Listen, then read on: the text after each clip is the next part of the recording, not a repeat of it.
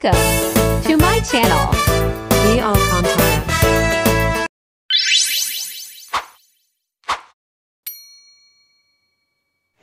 Hello guys, ito na naman yung inyong Ate G na isang anak ng Lazada or ina ng Lazada. Bahala na nga kayo guys, basta i-share ko sa inyo to guys. Meron na naman akong nakita sa Lazada at nabudol na naman ako kasi kung hindi nyo na itatanong, meron akong collection ng mga maliliit na angels at saka yung mga baby na figurine.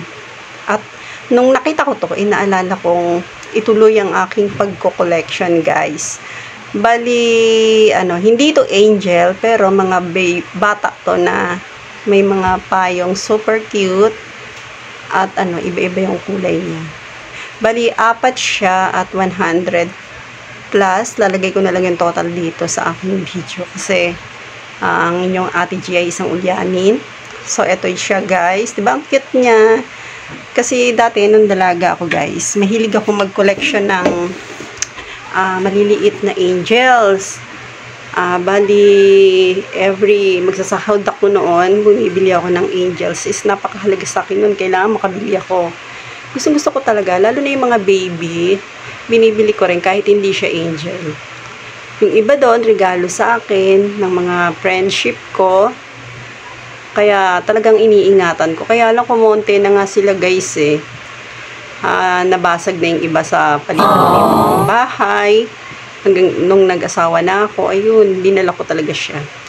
Kaya ito, simula ngayon guys, ay parang nawibili na naman akong bumili ng mga maliliit na figurines. Nakita ko to guys sa Lazada at talagang napawaw na naman ako sa mga maliliit na figurines. Bali, itong unang bili ko ngayon na may asawa na ako. Bali, 4 siya, tapos yung dalawa magkapareha yung color niya. Pero ayos lang.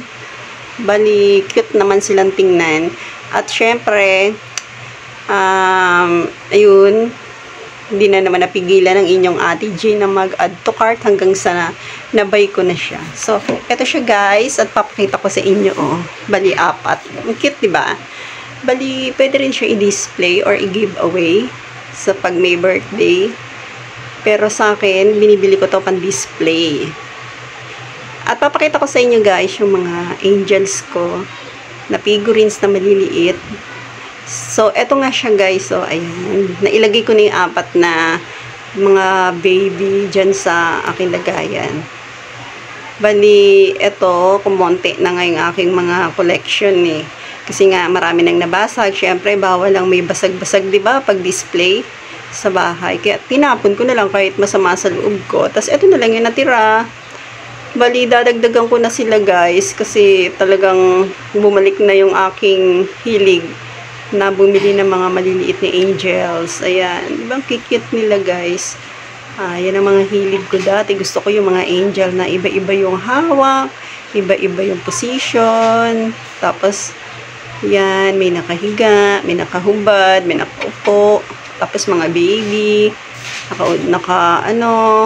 nakaupo lang. Iba dyan, may nagko-computer. So, yan. Ang ganda, diba?